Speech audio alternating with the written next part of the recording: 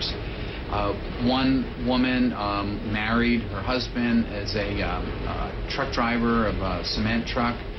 Because there are so few construction projects underway in New York, he's driving maybe one day a week, if that.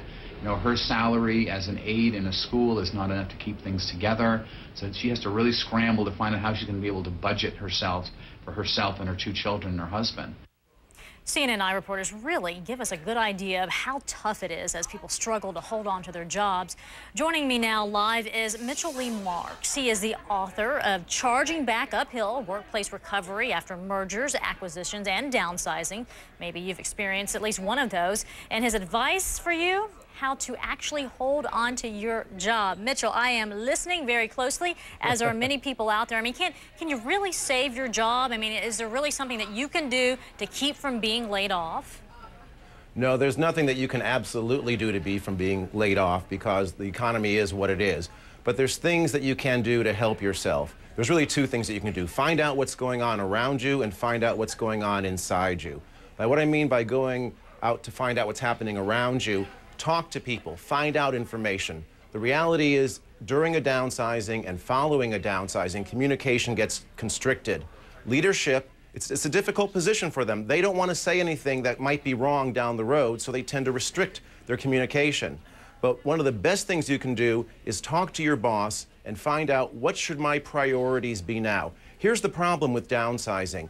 If you had 10 people you worked with and now there's suddenly just 6, you have to cover their work. And the reality is, you can't do everything. So talk to your boss, be proactive, get information. How should I prioritize my work? Well, you say you can't do everything, but a lot of people really are having to do a lot more these days because people around them are being laid off. And one of your pieces of advice is first in, last to leave. I mean, that's really kind of a good example, but are you overworking yourself? Are you stressing yourself out?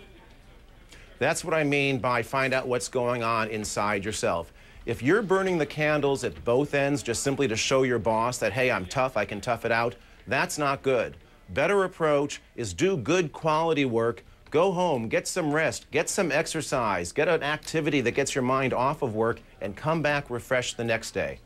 And are there things that you need to be doing within your workplace to really accentuate how good you are and how much of an asset you are to your company? Yes, but be careful because you don't want to be overly political. You don't want to come across as obnoxious and promoting yourself too much.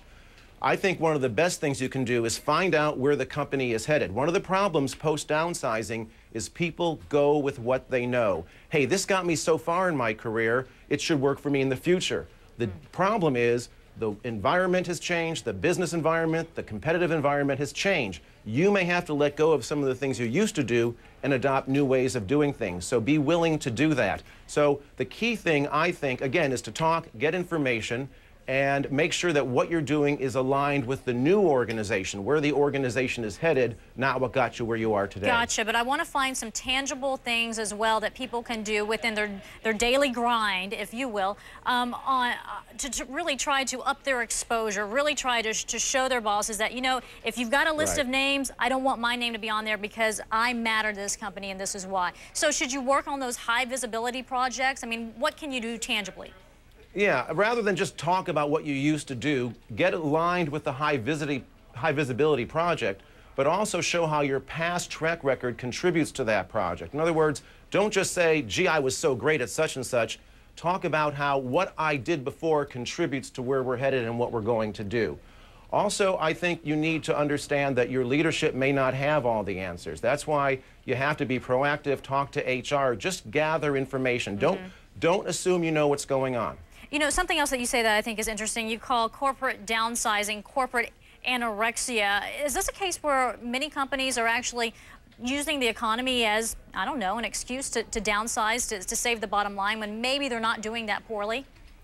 I wouldn't call it an excuse, but it is something that leadership likes to say, hey, if we're downsizing, that shows Wall Street that we're being decisive, we're taking action. Here's the problem. Anorexia makes you leaner. It doesn't make you healthier. Downsizing makes the company leaner. It doesn't make the company any more effective. People come back to work and do the same things the same old way.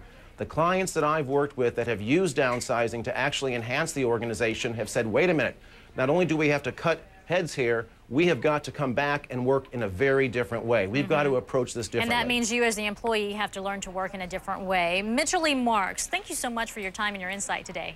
My pleasure. TJ. Well, it was a year ago today. Tragedy struck an Illinois college campus. You may remember this cold-blooded attack.